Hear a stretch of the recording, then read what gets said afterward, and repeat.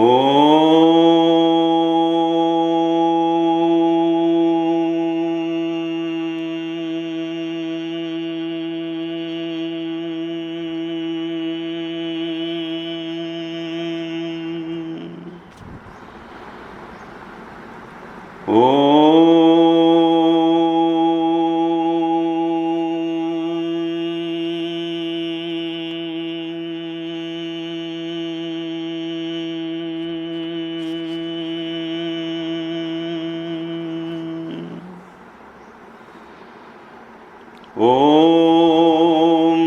सहनाववतु सहनौ भुनक्तु सह वीर्यं करवावहै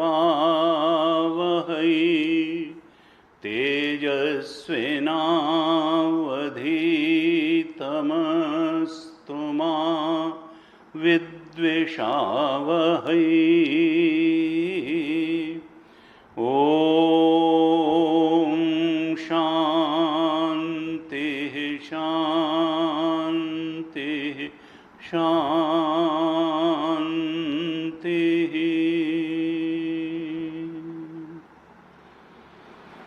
सदाशिवसमारम्भां शङ्कराचार्यमध्यमाम् अस्मदाचार्यपर्यन्तां वन्दे गुरुपरम्पराम्।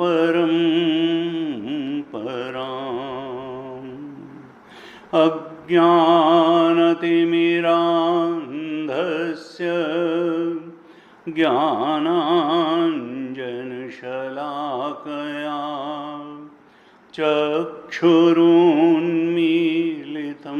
येन तस्मै श्री गुरवे नमः। तस्मै श्री गुरवे नमः।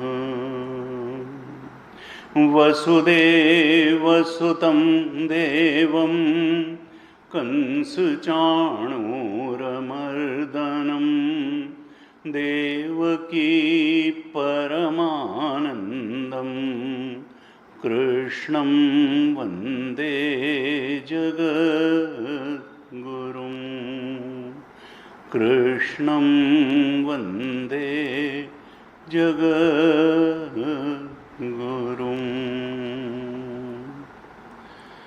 ओम। पिछले कुछ कक्षाओं से हम गीता जी का एक सामान्य रूप से जो संदेश है और गीता में प्रवेश के लिए किस किस प्रकार का अधिकारित्व तो हमारे अंदर होना चाहिए, उस पर थोड़ी चर्चा कर रहे थे। भगवान ने गीता के अंत में कहा कि किसको ये गीता नहीं सुनानी चाहिए, और अगर उसका उल्टा कर लें तो अधिकारित्व बन जाएगा कि किसको किसको ये गीता सुनानी चाहिए और किसको किसको ये गीता सुननी चाहिए, क्योंकि बिना अधिकारित्व के उसको सुनने से लाभ नहीं होगा, और अनाधिकारी को सुनाने से शास्त्र का भी अपमान होता है, गुरु का भी अपमान होता है और ब्रह्म विद्या का भी अपमान होता है। तो इसलिए अनाधिकारी जो है उसको सुनाने का कोई लाभ नहीं है, और व्यक्ति जो महत्व नहीं समझता है ब्रह्म विद्या का, जो गीता का महत्व नहीं समझता है, जो आत्मज्ञान का महत्व नहीं समझता है, जो ब्रह्मबोध का महत्व नहीं समझता है, जो जागृत स्वप्न और सुषुप्ति अवस्थाओं तक ही जिसका चिंतन सीमित है, और उसमें भी 90, 95, 98, 99% उसका चिंतन तो केवल जागृत अवस्था को ही सत्य मान करके जो चल रहा है, जिसको पता ही नहीं है कि तीनों जो है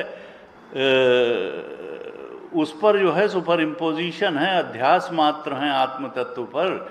और उस सत्य आत्म तत्व के बारे में सदगुरु के मुख से सुनने की जिसको कोई अभीप्सा आकांक्षा ही नहीं है, कोई प्रेरणा ही नहीं है, वो इतना रजोगुण में उलझा हुआ है कि उसको अंदर झांकने की फुर्सत ही नहीं है, न उसके अंदर इतनी कैपेबिलिटी है कि वो अंतर यात्रा कर सके, तो फिर वो क्या लाभ लेगा।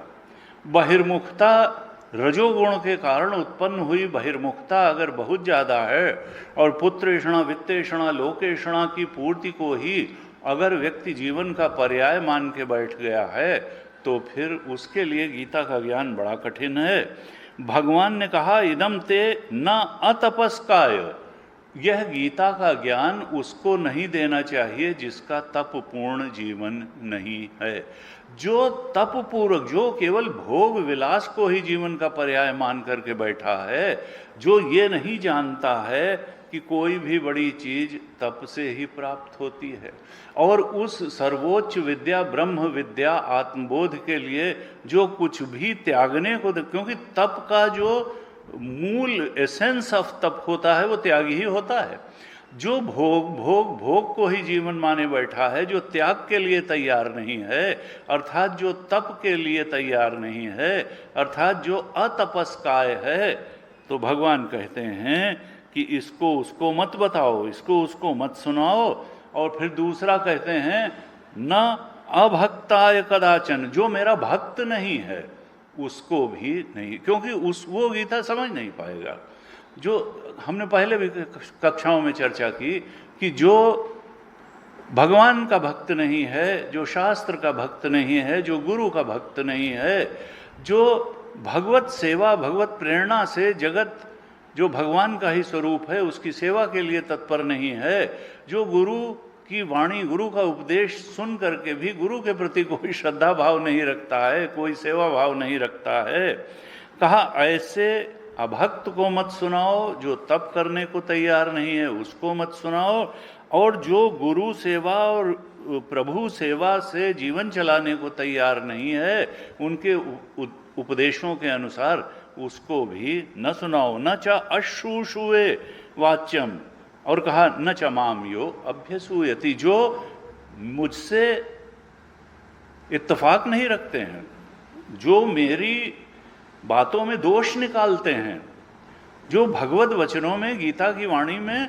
दोष निकालते हैं। अरे भगवान से कंफ्यूजन हो गया, विरोधी बातें कह दी हैं गीता में, इनकंसिस्टेंसी इन कृष्णा सॉन्ग, इस तरह से अगर कोई सोचता है तो फिर उसको गीता न, अर्थात भगवान क्या कहना चाहते हैं कि किसको सुननी चाहिए, किसको लाभ होगा, कि जो तप पूर्वक जीवन जीने के लिए तैयार होगा, जो त्याग के लिए तैयार होगा।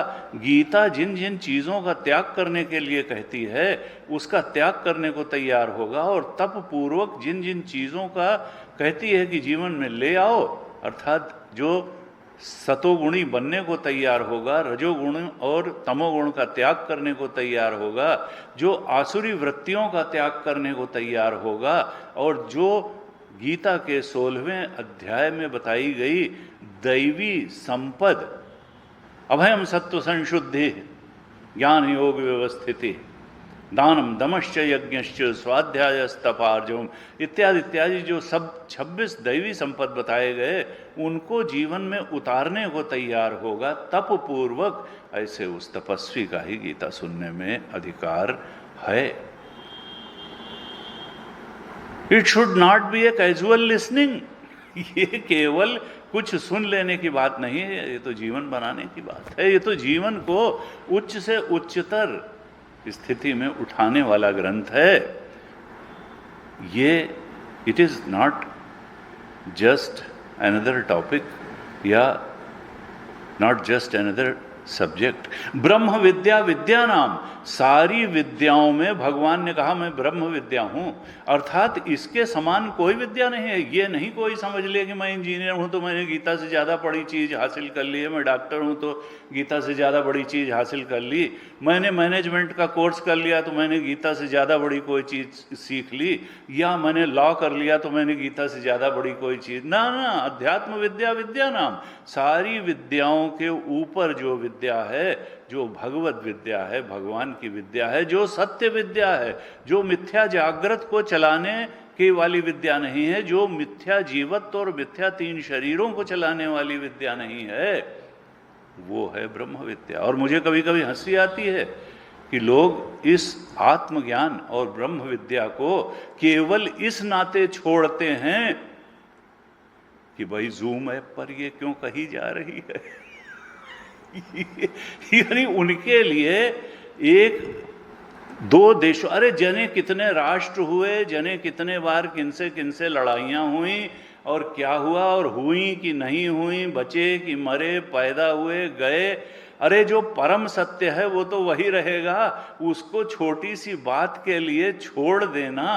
तो हमें तो हंसी आती है कि देखो व्यक्ति सत्संग छोड़ने के कौन कौन से बहाने ढूंढता है, और शास्त्र कहता है कि किसी भी बहाने से सत्संग मिले तो कर लो, और यहाँ तो लोग कमर कस कर के तर्क ढूंढ कुतर्क कर करके सत्संग छोड़ते हैं। इसी को कहते हैं कि भाई भगवान ही मालिक है।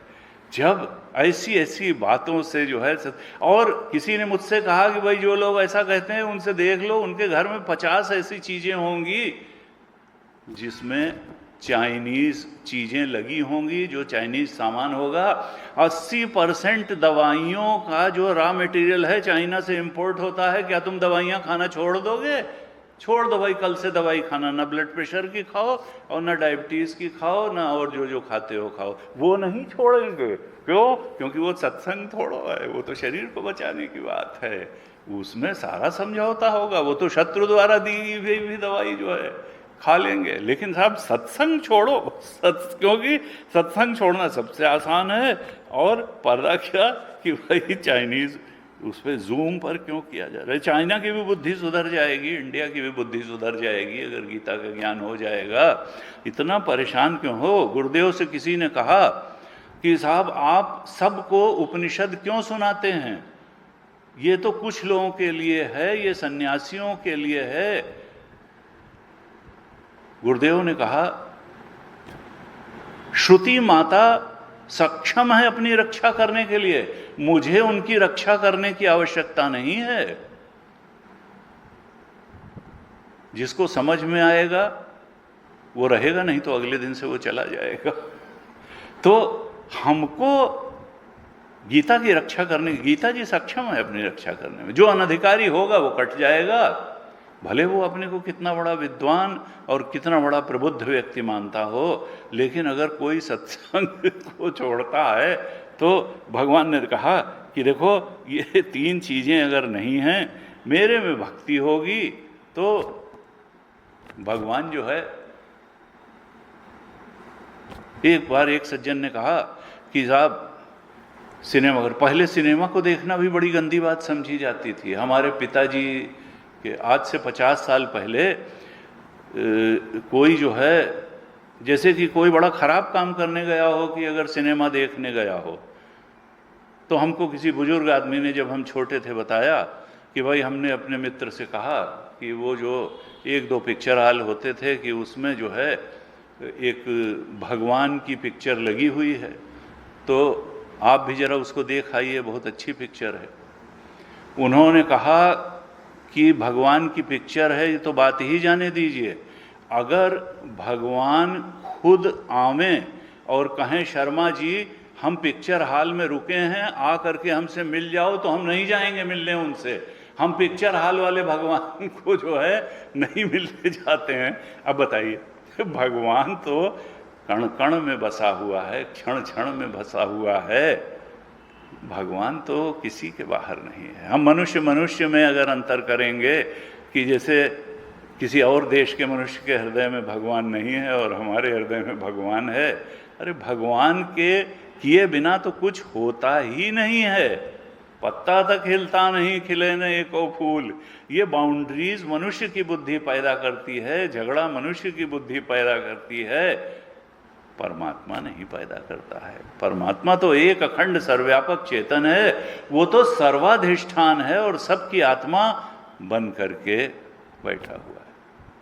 मया ततमिदम सर्वम जगद अव्यक्त मूर्तिना, भगवान ने कहा 9वें अध्याय के 4-5वें श्लोक में, मैं तो जगत के कण कण में व्याप्त हूं। मया ततम इदम सर्वम मया ततम, मैं व्याप्त हूं, मुझसे व्याप्त है सर्वम, मैं सब कुछ का अधिष्ठान बन करके बैठा हूं। मया ततम इदम, और ये सब कुछ अध्यास है।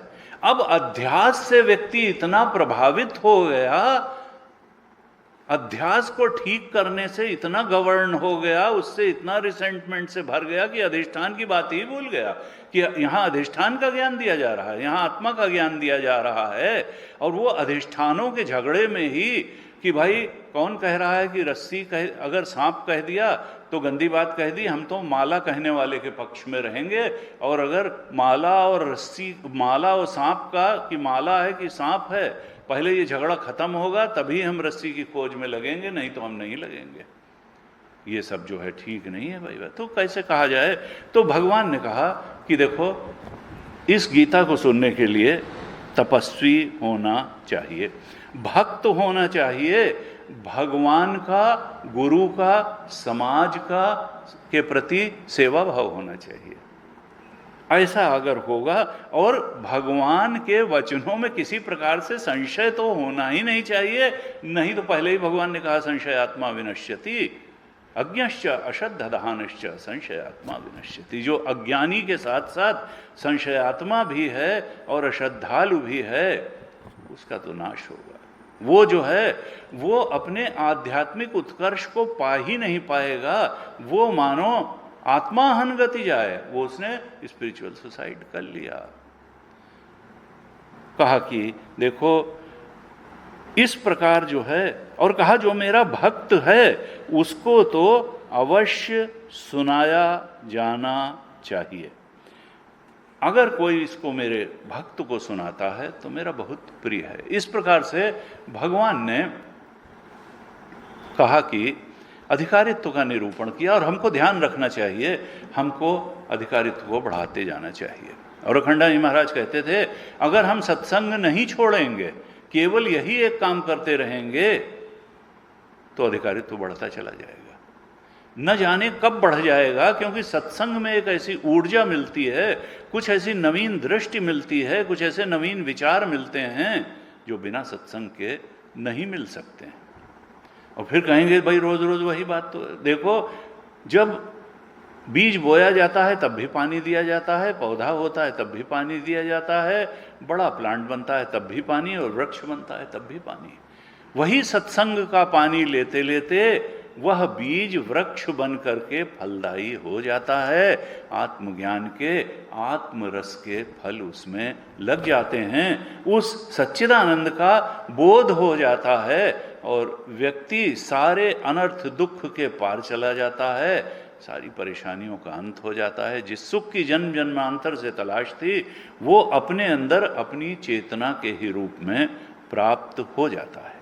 लेकिन इसके लिए हमने जैसे कल चर्चा करी थी कि हमको अपने जीवन को धर्मानुसार बनाना होगा।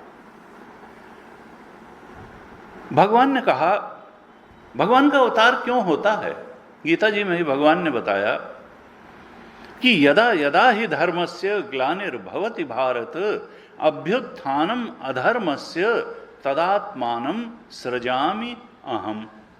जब जब धर्म की ग्लानि होती है, धर्म का पतन होता है, यदा यदा ही धर्मस्य ग्लानिर्भवति भारत अर्जुन तदात्मानं सृजाम्यहम्, तभी मैं अवतार लेता हूं। क्यों लेता हूं? परित्राणाय साधूनाम। ये दुनिया अनाथ नहीं है कि साधु को कोई पूछेगा नहीं, अगर किसी की कृपा हुई तो 2 रोटी दे दी, नहीं तो फिर उसका जिंदगी चलना मुश्किल है। भगवान ने कहा नहीं, मैं स्वयं अपने भक्त का रक्षक हूं और उन्हीं के लिए आता हूं। परित्राणाय साधूनाम, विनाशाय च, और दुष्टों को विनाश के लिए आता हूं, भक्तों के कष्टों के त्राण करने, निवारण करने के लिए आता हूं, उनको सुख देने के लिए आता हूं, और दुष्टों का नाश करने के लिए आता हूं, विनाशाय। धर्म संस्थापनार्थाय संभवामि, और जो धर्म की ग्लानि हो रही थी उसको फिर से स्थापित कर देता हूं, उसका उत्थान कर देता हूं। और कहा धर्म का स्थापना भगवान किसके माध्यम से करते हैं? सज्जनों के, संतों के माध्यम से, धर्मशील व्यक्तियों के माध्यम से ही करते हैं। धर्म संस्थापनार्थाय भगवान का अवतार होता है। वो तो तब होता है जब यहां बहुत ज्यादा अव्यवस्था हो जाती है, और नहीं तो वहीं से बैठे बैठे ठीक कर देते हैं। दुष्टों का नाश करने के लिए किसी को शक्ति दे देते हैं और संतों के हृदय में कुछ प्रेरणा जगा देते हैं। चलाने वाले भगवान हैं, संसार का, सृष्टि का अधिष्ठान भगवान है, सृष्टि का सत्य भगवान है। इस सृष्टि का उद्गम स्थल भी भगवान है। जन्माद्यस्य यतः, ब्रह्मसूत्र के दूसरे सूत्र में यही कहा, यतो वा इमानि भूतानि जायन्ते येन जातानि जीवन्ति यत् प्रयन्ति अभिसंविशन्ति तद विजिज्ञासस्व तद ब्रह्म। वह परम कारण जिससे सारे प्राणी उत्पन्न होते हैं, जिससे पोषण पाते हैं, जिसकी तरफ दौड़ते हैं और जिसमें लीन हो जाते हैं, उस परम कारण को ही तुम ब्रह्म जानो, शुद्ध चेतन जानो, परमानंद जानो। और कहा उसको जानो, क्योंकि वही जानने योग्य है। संसार का ज्ञान तो काम चला हुआ है। तद विजिज्ञासस्व तद ब्रह्म, वही ब्रह्म है। अर्थात इस सृष्टि का जो स्रोत है वो परमात्मा है, जो उद्गम स्थल है, जो इस सृष्टि की गंगोत्री है, वो परमात्मा है। धर्म का रक्षक भी भगवान है, सृष्टि का रक्षक भी भगवान है, और सत्य ज्ञान का रक्षक भी भगवान है। सत्य का ज्ञान भी भगवान द्वारा ही पूर्वेशाम अपि गुरु कालेन अनवच्छेदात, योग दर्शन में भगवान की यही परिभाषा दी गई। पूर्वे, वो प्रथम गुरु का भी गुरु है, वो इस सृष्टि का प्रथम गुरु, क्योंकि अज्ञान से ज्ञान नहीं निकल सकता है, ज्ञानी से ही ज्ञान आएगा। तो भगवान नारायण ने ही ब्रह्मा जी को ज्ञान दिया, ब्रह्मा जी ने सनकादि ऋषि को ज्ञान दिया, नारद जी को ज्ञान दिया, दक्ष आदि प्रजापतियों को प्रवृत्ति धर्म सिखाया। तो लेकिन ये जितना भी धर्म अधर्म का ज्ञान है, जितना भी सत और असत का ज्ञान है, इसका उद्गम कहाँ से है? कहा वो उसी परमात्मा से है। वो ज्ञान का भी उद्गम है, वो सृष्टि का भी उद्गम है, और वो धर्म का भी उद्गम है। ये सृष्टि उसकी है, ये जो सत्य का ज्ञान है ये भगवान की वाणी है, ज्ञान देने वाली। भगवान इसके रक्षक हैं, भगवान इसके देने वाले हैं। ये नष्ट नहीं होने वाला है, ये सृष्टि भी नहीं नष्ट होने वाली है, भगवान इसके रक्षक हैं। और धर्म भी नहीं नष्ट होने वाला है, क्योंकि भगवान इसके रक्षक हैं। लेकिन फिर भी जो धर्मानुसारी आचरण करता है, उसके जीवन में भगवान ने एक व्यवस्था भी, एक सिद्धांत, कर्म सिद्धांत भी इस सृष्टि में बना दिया कि जो जैसा करेगा वो वैसा भरेगा। जो धर्मानुसारी आचरण करेगा, जिसके शुभ कर्म होंगे, सात्विक कर्म होंगे, उसकी परिस्थिति भी शुभ होगी। और जब शुभ परिस्थिति होगी, अनुकूल परिस्थिति होगी, तो उसको सुख मिलेगा। लेकिन कोई अधर्माचरण करेगा तो निश्चित रूप से उसकी परिस्थिति प्रतिकूल होगी और फिर वो दुख का भागी होगा। कहा देखो, ये कल हमने चर्चा की थी कि भगवान ने दो प्रकार के धर्म बताए। गीता जी में भी दो प्रकार के धर्म बताए, एक है प्रवृत्ति धर्म और एक है निवृत्ति धर्म। प्रवृत्ति धर्म अर्थात एकदम से सबके लिए निवृत्ति धर्म अपनाना संभव नहीं है, क्योंकि हम, वास्तविकता यह है कि रजोगुण के डोमिनेशन का जीवन जीने के आदी रहते हैं। रजसस्तु फलम दुखम अज्ञानम तमसः फलम। गीता जी में कहा कि रजो रागात्मकम विद्धि तृष्णा संग समुद्भवम। ये जो रजोगुण है ये व्यक्ति में राग उत्पन्न करता है और क्या करता है, कर्म के साथ बांध देता है व्यक्ति को। अंदर से रजोगुण बाहर की तरफ ढकेलता है और कहता है बाहर संसार में हमको ये पाना है, ये पाना है, ये पाना है। अर्थात कामना को प्रदीप्त कर देता है ये रजोगुण। इसीलिए गीता जी के 3 अध्याय के 37वें श्लोक में भगवान ने कहा कि कामेश क्रोधेश रजोगुण समुद्भव महाशनो महापापमा विध्येन ही वैरणम। आत्मबोध के लिए प्रयासरत साधक के लिए तो ये कामनाएं जो हैं ये बैरी हैं, शत्रु हैं, क्योंकि रजोगुण से और ये रजोगुण से उत्पन्न होती हैं और रजोगुण को बढ़ा देती हैं। रजोगुण से 14वें अध्याय में भगवान ने क्या कहा कि रजो रागात्मकम विद्धि। ये रजोगुण जो है राग उत्पन्न करता है। किससे राग उत्पन्न करता है? अनात्म से।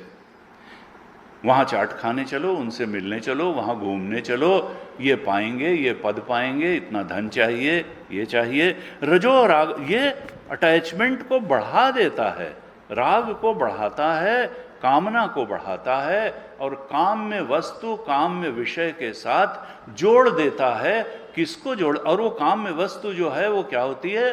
वो होती है अचेतन, जड़, और कामना करने वाला होता है चेतन। यही है जड़ चेतन ही ग्रंथि परी गई जद विमृशा छूटत कठिन। ये चेतना को जड़ से बांध देता है और फिर जीवत्व रूपी ग्रंथि कैसे छूटेगी? क्योंकि लक्ष्य तो बाहर हो गया। जो आत्मोन्मुखी चिंतन था वो विषयोन्मुखी हो गया। तृष्णा को बढ़ा देता है, तृष्णा के साथ बांध देता है। ऐसा कहा कि देखो अगर ये रजोगुण है, रजस डोमिनेट कर रहा है और इसके कारण हम अपने को शरीर मान के बैठे हैं, हम अपने को जीव मान करके बैठे हैं, हम अपने को कामना वाला मान करके बैठे हैं और हमारे अंदर कामना पूरी कर लेने की बहुत ज़्यादा तड़प है। उस तड़प को लेकर के बैठे हैं, कामना पूरी करने की तड़प लेकर के बैठे हैं। तो निश्चित रूप से हम एकदम से निवृत्ति परायण धर्म को नहीं अपना सकते हैं।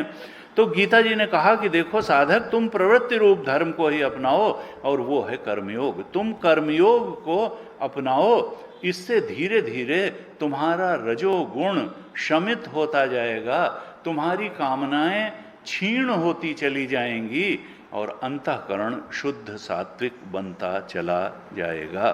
तो अंतःकरण को सात्विक बनाने का उपाय बताया प्रवृत्ति धर्म या कर्म योग। लेकिन बस एक सुधार कहा कि भाई कर्म तो कामना की प्रेरणा से होता है, धीरे धीरे तप द्वारा तुमको ये अभ्यास करना होगा कि अब प्रभु की प्रेरणा से कर्म करो, प्रभु को अपनी आत्मा के रूप में पहचानो। देखो भाई प्रभु तुम्हारे इस कर्म से प्रसन्न होंगे कि नहीं होंगे। अगर प्रसन्न होंगे तो करो और नहीं प्रसन्न होंगे तो न करो। इस प्रकार से फल भी प्रभु के चरणों में अर्पित करो, प्रेरणा भी प्रभु से प्राप्त करो, लेकिन कर्म करते रहो क्योंकि अभी रजोगुण प्रभावी है, एकदम से छोड़ेगा नहीं। इसलिए केवल प्रेरक तत्व बदल दो, प्रेरक तत्व कामना की जगह परमात्मा हो जाए और फल प्राप्ति के बजाय केवल एक फल चाहिए, परमात्मा की प्रसन्नता। ये करो तो धीरे धीरे इसी कर्म से तुम्हारा अंतःकरण शुद्ध होता चला जाएगा और एक दिन तुम निवृत्ति धर्म को अपनाने लायक बन जाओगे, तुम उच्च श्रेणी के साधक बन जाओगे और तब तुम ज्ञान योग के अधिकारी साधक बन जाओगे। तब तुम निःश्रेयस आत्मज्ञान की प्राप्ति के लिए, आत्मबोध पाने के लिए तैयार होगे। तब प्रकृति के विधान के अनुसार एक गुरु भी तुम्हें मिल जाएंगे और निश्चित रूप से श्रवण मनन निधिध्यासन करके तुम चूंकि तुम्हारा अंतःकरण बिल्कुल शुद्ध हो गया, तुम अब संसार की परीक्षा कर चुके, तुमको मालूम पड़ गया कि निर्वेदम आयात हो गया। तुलसीदास जी ने कहा कि धर्म ते बिरति, जोग ते ज्ञाना, और ज्ञान मोक्षप्रद, वेद बखाना। अगर तुम प्रवृत्ति मार्ग से धर्म का आचरण करते रहोगे तो एक दिन तुमको इस सृष्टि की कलई खुल जाएगी और वैराग्य हो जाएगा। धर्म ते विरति, वैराग्य किस चीज का परिणाम है? कहा वैराग्य धर्माचरण का परिणाम है, और एकदम से नहीं होगा। कुछ लोगों में हो भी सकता है। भगवान शंकराचार्य 9 साल की उम्र में ही सन्यास ग्रहण कर लिया। ये कोई बाध्यता नहीं है, क्योंकि अंत में चरम आश्रम तो सन्यास ही है। निवृत्ति में तो सबको जाना है, और निवृत्ति के धर्म का पालन करके तभी मुक्ति है। लेकिन एकदम से सन्यास आश्रम में प्रवेश करना, ये तो पूर्व के जन्मों के सत्कर्मों का फल उदय हो तभी संभव होता है। कि ब्रह्मचर्य से ही किसी ने बहुत जल्दी ही सन्यास ग्रहण कर लिया।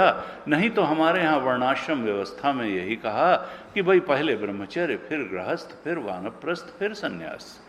बिना गृहस्थ से गुजरे अगर हम और वानप्रस्थ से गुजरे हम सीधे अगर सन्यास में जाएंगे और रजोगुण प्रभावी है, तो फिर क्या होगा कि दुखम आप्तुम अयोगतः। भगवान ने 5वें अध्याय के 6ठे श्लोक में कहा, सन्यासस्तु महाबाहो दुखम आप्तुम अयोगतः।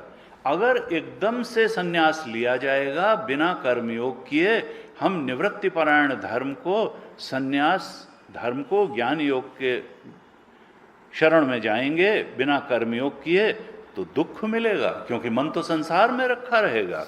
मन तो कहेगा यार इसका भोग नहीं किया, उसका भोग नहीं किया, ये भी रह गया और वो भी रह गया। तो पता चला कि न तो ज्ञान योग के हुए, न कर्मयोग के हुए, न तो हम ठीक प्रकार से साधक नहीं बन पाएंगे। इसलिए दुखम आप्तुम अयोगतः सन्यासस्तु महाब। ये निवृत्ति रूप धर्म प्रवृत्ति रूप धर्म के बाद ही आता है। कर्म योग के बाद ही ज्ञान योग की बात आती है। कर्म योग करने से जब थोड़ा वैराग्य हो जाता है चित्त में और सात्विकता बढ़ जाती है, तो उस पवित्र चित्त से फिर श्रवण मनन निधिध्यासन ठीक प्रकार से हो जाता है। नहीं तो व्यर्थ की शंकाएं उठती रहती हैं। इस प्रकार से ये कुछ चर्चा हमने पहले भी की थी। और भगवान शंकराचार्य ने जब भाष्य लिखा, गीता जी के प्रारंभ में ही भाष्य लिखा, तो उन्होंने कहा कि ये धर्म जो है प्रवृत्ति और निवृत्ति लक्षण वाला, ये 2 प्रकार का धर्म जो गीता जी में बताया गया है, ये धर्म ही जगत की स्थिति का कारण है।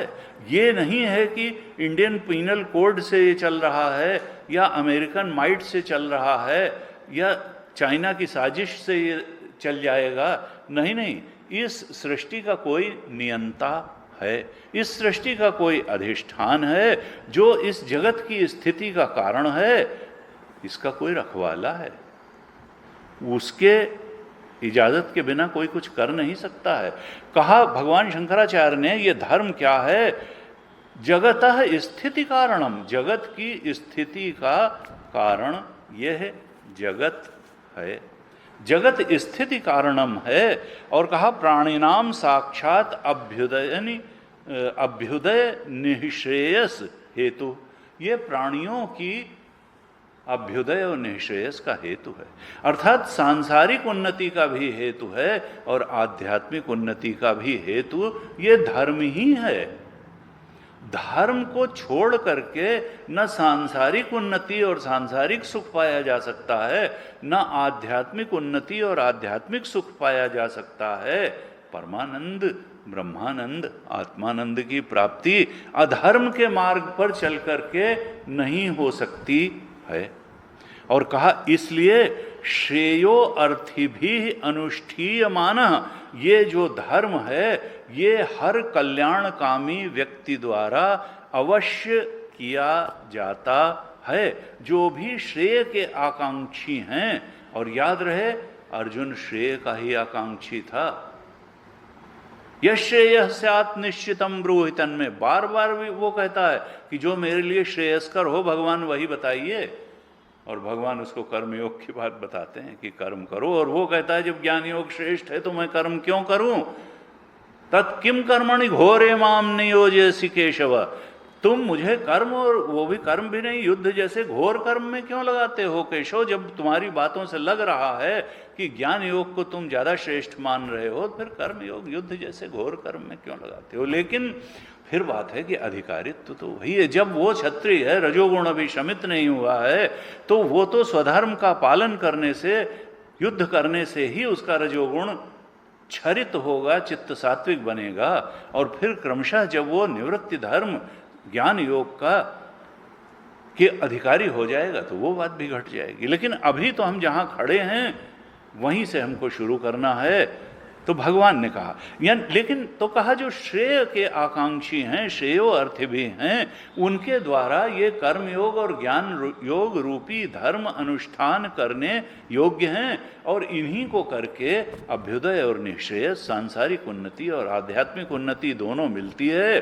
क्यों? क्योंकि इनसे ही उस परमात्मा की सेवा होती है जो जगत की स्थिति का कारण है, जो इस जगत का उद्गम स्थल है और जो इस जगत का रक्षक भी है। धर्मः रक्षति रक्षितः, शास्त्र में आता है कि जो धर्म की रक्षा करता है, धर्म उसकी रक्षा करता है। धर्म किसकी रक्षा करता है? जो धर्म, पहले हमको करना पड़ेगा, पहले हम धर्म की रक्षा करेंगे, तब धर्म हमारी रक्षा के लिए हर समय तैयार होगा। विपरीत से विपरीत परिस्थिति भी हो तो धर्मानुसारी आचरण करने का वाले का जो पुण्य है, जो पुण्य अर्जित किया हुआ है, वो आकर के उसकी रक्षा के लिए खड़ा हो जाएगा। एक प्रकार से उसके रूप में परमात्मा ही आकर के उसकी रक्षा के लिए खड़े हो जाएंगे। परमात्मा धर्म के भी रक्षक हैं और परमात्मा धर्मशील व्यक्ति के भी रक्षक हैं। तो अब धर्म के लिए क्या चाहिए? कहा देखो, हमारे जीवन मूल्यों को शास्त्र के अनुसार होना चाहिए, क्योंकि धर्म क्या है अधर्म क्या है इसका निर्णय न हमारी बुद्धि कर सकती है न समाज कर सकता है। धर्म और अधर्म की जो बारीक लकीर होती है उसका नियामक शास्त्र ही है। एक बार गुरु जी से, स्वामी तेजोवन जी से किसी ने पूछा कि साहब दुनिया में तो इतना ऊपर नीचे होता है, और देखिए हम भी समाज में ही रहते हैं, अब देखिए एकदम से 100% हम सब कुछ धर्म वाला ही करते हों तो ऐसा कई बार संभव नहीं हो पाता है, तो कितना तक अधर्म किया जाता है, किया जा सकता है, कुछ बता दें। उन्होंने कहा भाई इसमें कोई सामान्य नियम नहीं बनाया जा सकता है, इसके लिए तुमको अपनी ताकत को खुद ही अंदाजना होगा कि तुम्हारी सामर्थ्य क्या है। देखो तुम्हारे अंदर दुख सहने की जितनी सामर्थ्य हो उतना अधर्माचरण कर लो, क्योंकि ये मत समझो कि तुम जितना अधर्माचरण तो दुख से बच जाओगे। तो दुख सहने की अपनी ताकत आजमा लो, ज़्यादा दुख सह सकते हो तो ज़्यादा अधर्म कर लो, और अगर कम दुख सहना चाहते हो और कम ताकत हो तो फिर अधर्म कम करो, और एकदम दुख न सहना चाहते हो तो अधर्म करो ही मत। चाहे जो हो जाए तुम तो धर्म के पक्ष में खड़े हो, धर्म का आचरण करो, क्योंकि फिर तुम्हारे रक्षक भगवान होंगे। अगर तुम धर्म के पक्ष में खड़े होगे तुम्हें अभ्युदय और निश्चय सब मिलेगा। भगवान झूठ नहीं बोलते, उनको झूठ बोलने की जरूरत क्या है, उनको पॉपुलैरिटी थोड़ा गेन करनी है, ना उनको दक्षिणा लेनी। तो कहा कि देखो धर्मानुसारी आचरण के लिए हमारे जो जीवन मूल्य हैं, हमारा जो वैल्यू सिस्टम है वो गीता के अनुसार होना चाहिए। गीता के अनुसार जो दैवी सद्गुण कहे गए हैं वो हमारे जीवन में आने चाहिए। उसके लिए हमको कमर कस करके प्रयास करना चाहिए, और जो आसुरी संपत्त कहे गए, जो त्याज्य दुर्गुण कहे गए, वो हमारे जीवन से विदा होने चाहिए। न भी हो पाए तो हमको प्रयास तो करना चाहिए, कम से कम बौद्धिक रूप से ये स्वीकृति तो देनी चाहिए कि ये दुर्गुण है, लेकिन देखो हम इसको छोड़ नहीं पा रहे हैं, और ये सद्गुण है लेकिन ये आ नहीं पा रहा है। ऐसी दृष्टि भी अगर हुई, अगर दुर्गुण के न जाने से ग्लानि हुई और सद्गुण के न आने से ग्लानि हुई, तो स्वामी शरणानंद जी कहते थे ऐसी ग्लानि ही एक दिन दुर्गुण को जीवन से दूर कर देगी और सद्गुण को जीवन में ले आएगी। तो कम से कम कॉन्सेप्ट के रूप में बौद्धिक स्तर पे हमको बिल्कुल स्पष्ट होना चाहिए कि हमारे लिए क्या त्याज्य बातें हैं जीवन में और क्या अनुकरणीय और ग्रहण करने लायक जीवन मूल्य हैं।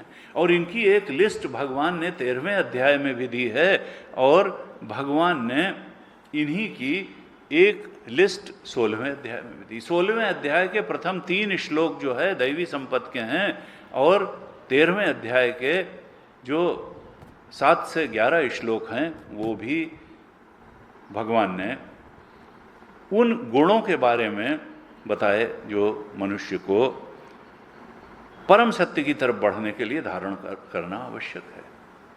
एतज ज्ञानमिति प्रोक्तम अज्ञानम यदतोन्य था। भगवान ने कहा ये अमानित्वम, अदम्भित्वम, अहिंसा, शांति, आर्जवम आदि गुण ये अगर आ जाएंगे पूरे 20 के 20 जो 13वें अध्याय में बताए हैं सद्गुण, वो अगर आ गए तो यही तो ज्ञान है, तुम तो ज्ञानी हो जाओगे।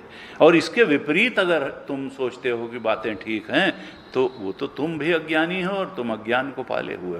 तो जीवन में धर्म के आचरण के लिए हमारे जीवन मूल्य गीता के अनुसार होने चाहिए। और जीवन मूल्य भी गुरु जी कहते थे कि ये बिल्कुल मक्षिका स्थाने मक्षिका नहीं, इन पर कई बार बहुत विचार की आवश्यकता होती है कि हम व्यवहार में कब कैसे कितना उतारें। जैसे क्षमा को बहुत बड़ा सद्गुण कहा गया, क्षमाशीलता होनी चाहिए। और क्षमाशीलता कब है?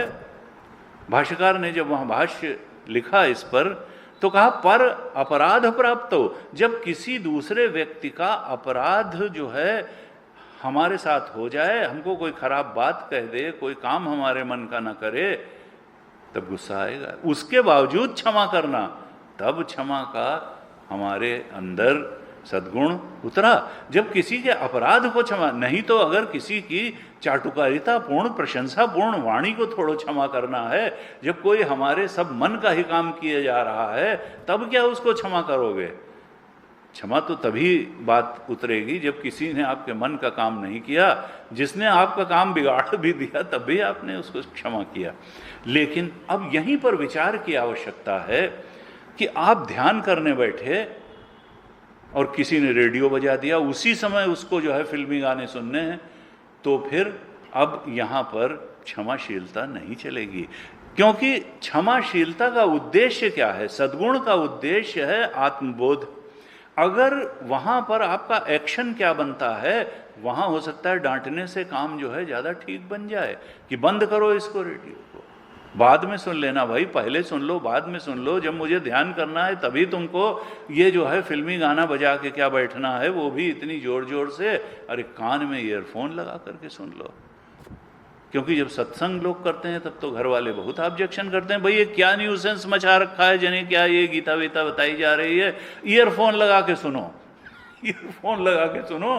तो भाई ईयरफोन, तो फिर फिल्मी गाना क्या ईयरफोन लगा के नहीं सुना जा सकता? जब कोई ध्यान कर रहा है तो कई बार यह हमको सद्गुणों पर विचार करने की बहुत आवश्यकता है कि कहीं कहीं जो है सख्ती का रवैया अख्तियार करना ही सद्गुण है। वहाँ पर यह नहीं कि गीता में कहा गया कि क्षमाशीलता, तो हम किसी की जो है अपनी साधना में व्यवधान को भी अनंत काल तक अनदेखा करते चले जाएंगे।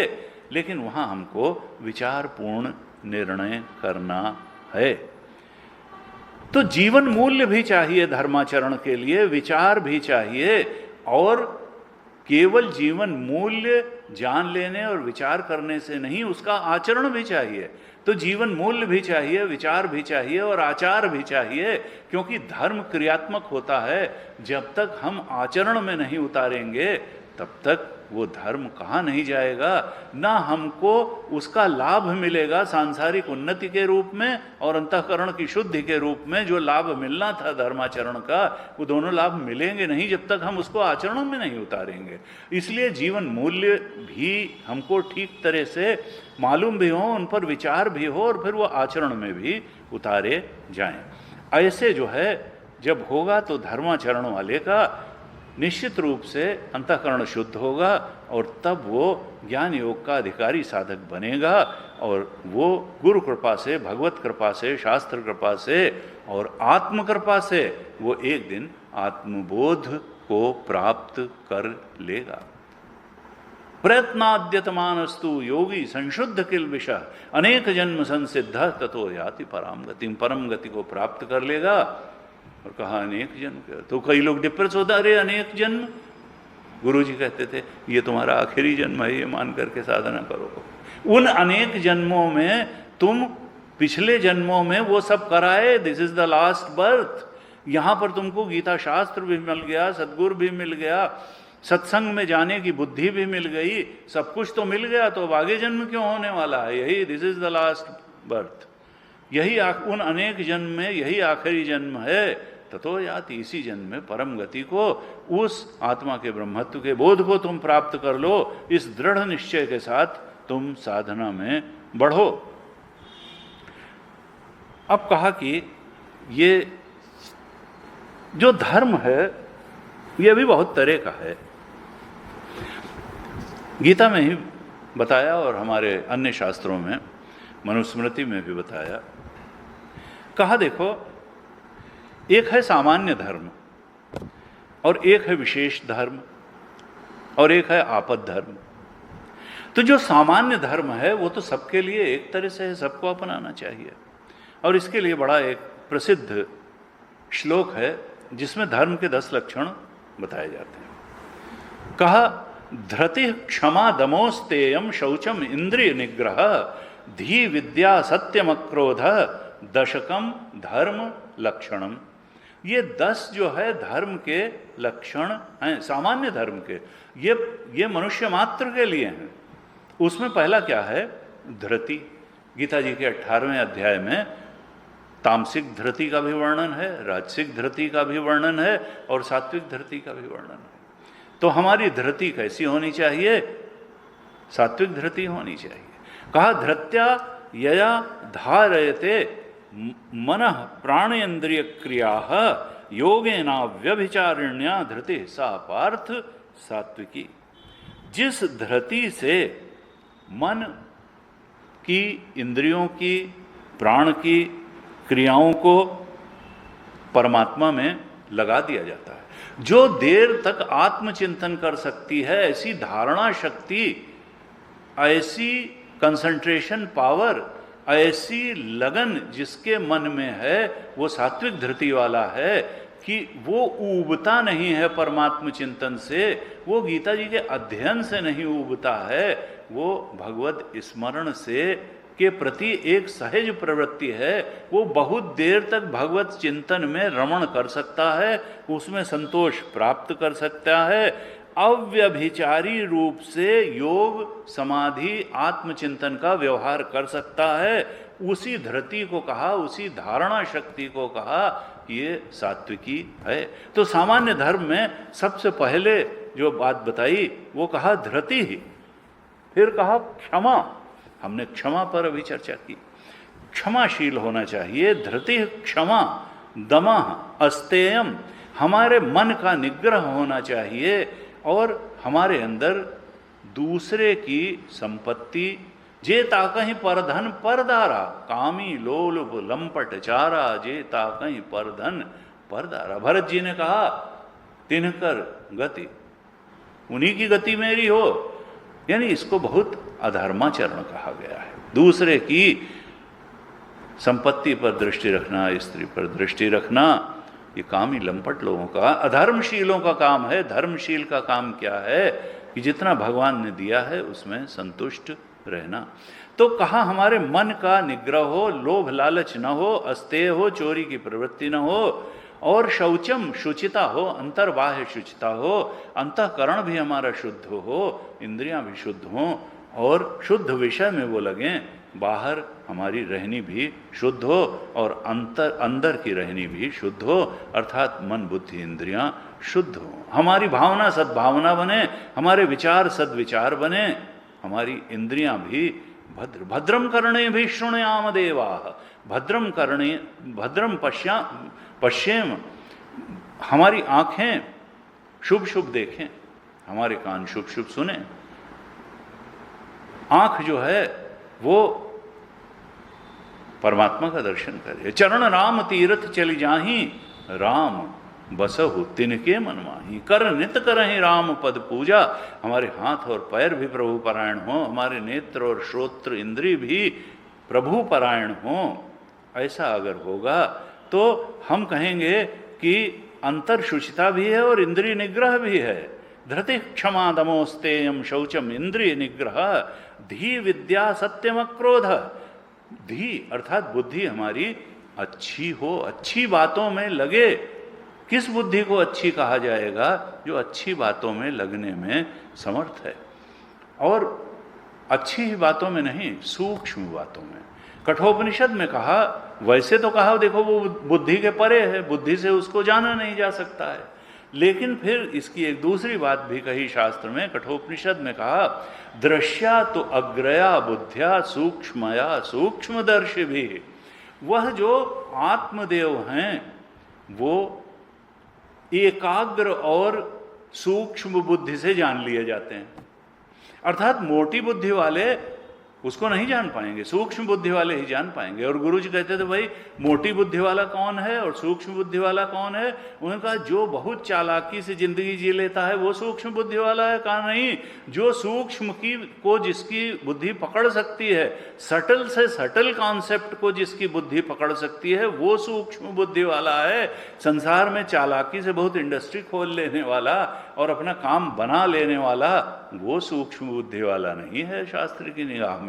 और सूक्ष्मतम क्या है? सूक्ष्मतम है आत्मा, चेतना। बाकी तो जड़ है, स्थूल है। जो आत्मा की बात को भी समझ सकती है वो है सूक्ष्म बुद्धि। और हमारे यहाँ कहा, जो पवित्र बुद्धि है असल में वही सूक्ष्म बुद्धि है। जो सात्विक बुद्धि है, निर्मल बुद्धि है, वही सूक्ष्म बुद्धि है। चालाकी से तमाम स्थूल धन आदि को इकट्ठा कर लेने वाली बुद्धि सूक्ष्म बुद्धि नहीं है, वो तो स्थूल बुद्धि है, मोटी बुद्धि है। क्योंकि उस बुद्धि में मोटी बात और उसको पाने की बात ही समझ में आई, आत्मा को पाने की बात जो सूक्ष्मता में समझ में ही नहीं आई। इसलिए आत्मा की समझ भी जिसमें हो जाए वो सूक्ष्म बुद्धि है, उसी को आत्मदेव समझ में आते हैं। दृश्या तो अग्रया बुद्धिया सूक्ष्मया सूक्ष्मदर्शी भी। और एकाग्रता के साथ, पैनेपन के साथ वो सूक्ष्म बुद्धि जब आत्मचिंतन करती है तब उसको प्राप्त कर लेती है, उसके स्वरूप को जान लेती है और संसार के स्वरूप को भी जान लेती है। कहा देखो, इस प्रकार से ये धृति क्षमा दमोस्तेयम शौचम इंद्रिय निग्रह, धी बुद्धि शुद्ध हो, सूक्ष्म हो, और विद्या, धी विद्या सत्यम अक्रोध। हमारी ये ना हम समझें कि गीता में दी गई विद्या वो विद्या ही नहीं है, ये तो कुछ काम चलो। दीज आर मेयर कॉन्सेप्ट्स, ये कॉन्सेप्ट नहीं है, ये रियलिटी बताई गई है। और वास्तविकता ये है जिसको हम रियलिटी मान करके बैठे हुए हैं, इट इज मेयर कॉन्सेप्ट। मनसश्च मनोदृश्यमिदम सर्वम यत्किंचिम जगत्याम। कहा, मनोदृश्य मिदम सर्वम, ये जो कुछ भी है ये मन का दृश्य है। हम कॉन्सेप्ट को रियलिटी माने बैठे हैं, और जो रियलिटी आत्मा की बात, जो सत्य सच्चिदानंद है, उसको हम कहते हैं ये कॉन्सेप्ट है। यही तो माया का खेल है कि सत्य को देखने नहीं देती और जो झूठ है उसको सच बना के दिखा देती है। यही है माया। कहा, मनोदृश्य मिदम सर्वम, ये सब कुछ मन का दृश्य मात्र है। और मनसो अमनी भावे द्वैतम नैवोपलभ्यते। मांडुक्य कारिका में कहा, जब यह मन अमनी भाव को प्राप्त हो जाता है, जब ये अपने आत्म स्वरूप को पहचान लेता है। नानक देव जी ने कहा, मन तू ज्योत स्वरूप है, अपना रूप पहचान। अरे मन, तेरा सत्य तो आत्म ज्योति है, तू, तेरा कोई अलग अस्तित्व थोड़ा है उससे। मन तू ज्योत से, जब मन ये अपने आत्म स्वरूप को पहचान लेता है तब ये अमनी भाव को प्राप्त हो जाता है। मन नहीं रहता, आत्मा ही आ जाती है आगे। तब द्वैतम न एव उपलब्धते, जैसे पहले हमको द्वैत सत्य लग रहा था और उपलब्ध हो रहा था, अब वैसा नहीं उपलब्ध होता।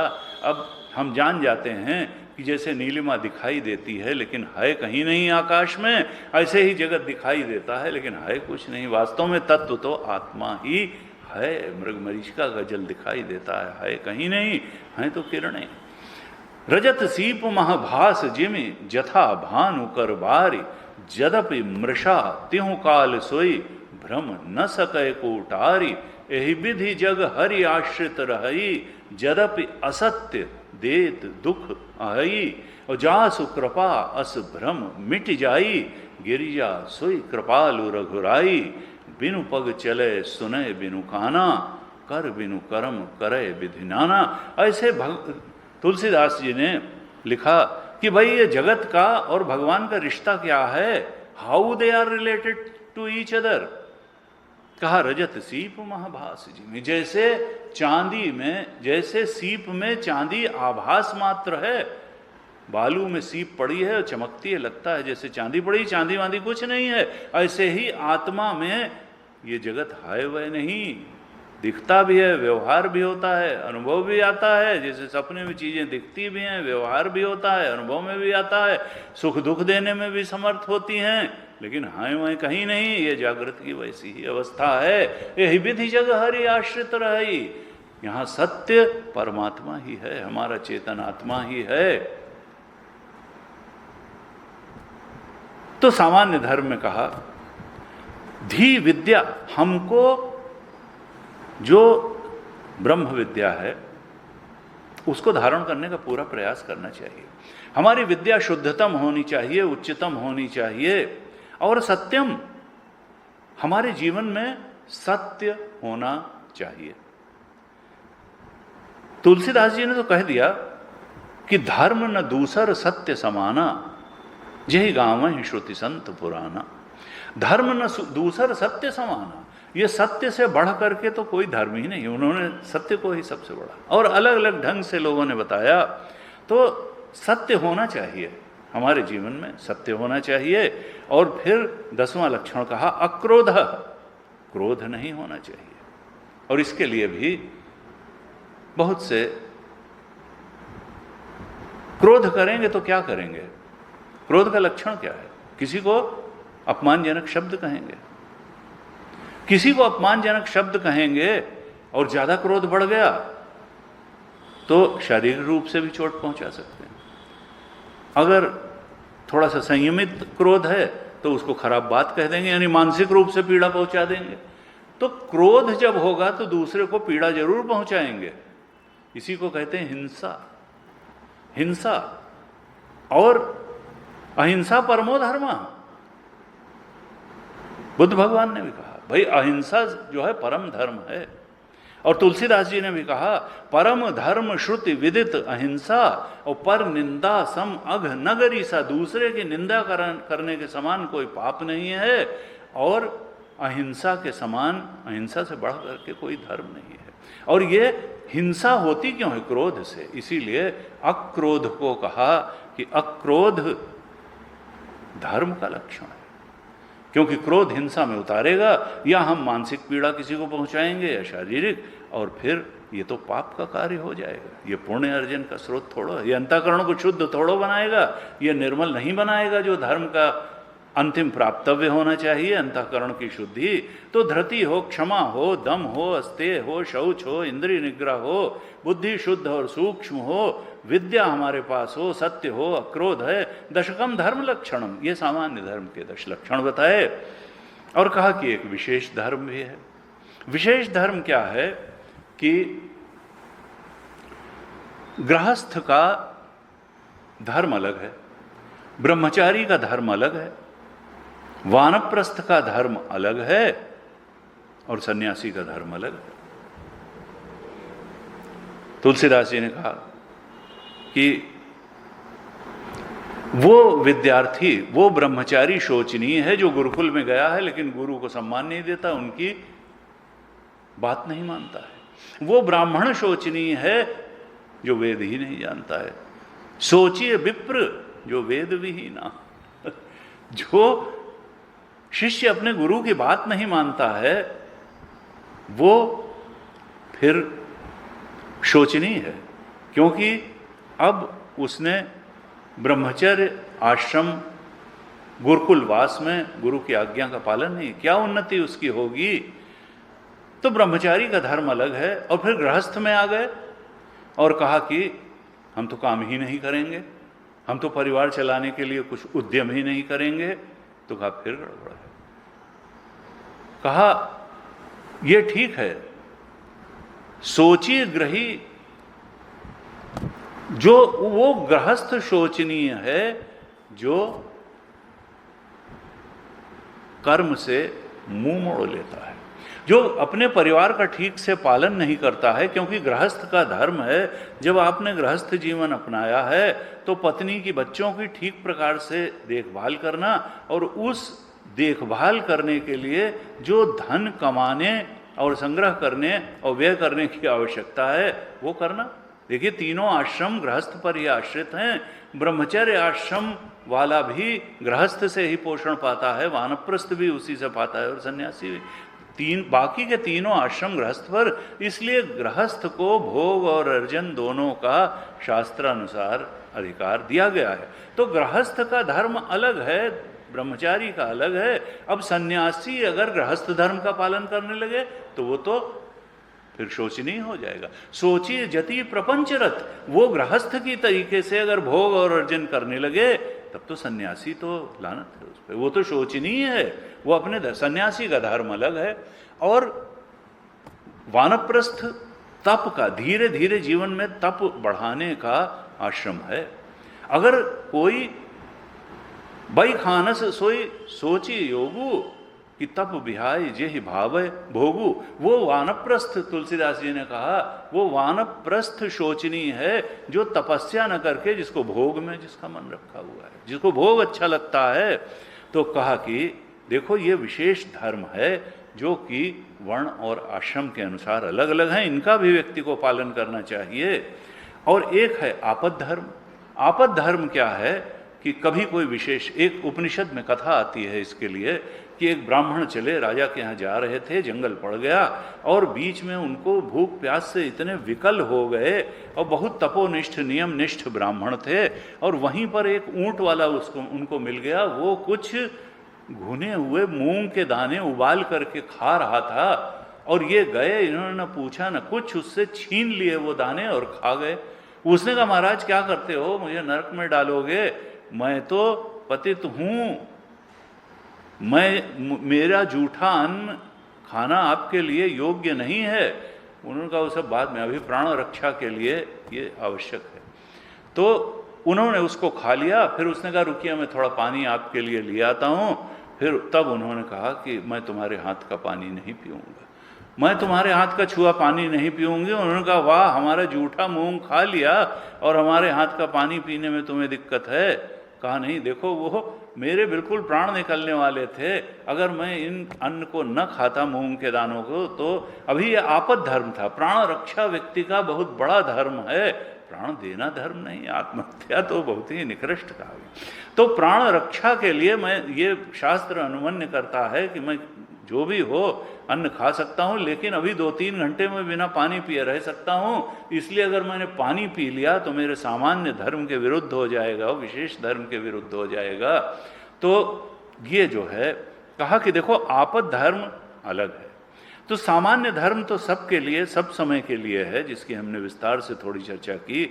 विशेष धर्म भी अपने अपने वर्णाश्रम के अनुसार है और आपद धर्म भी अलग है।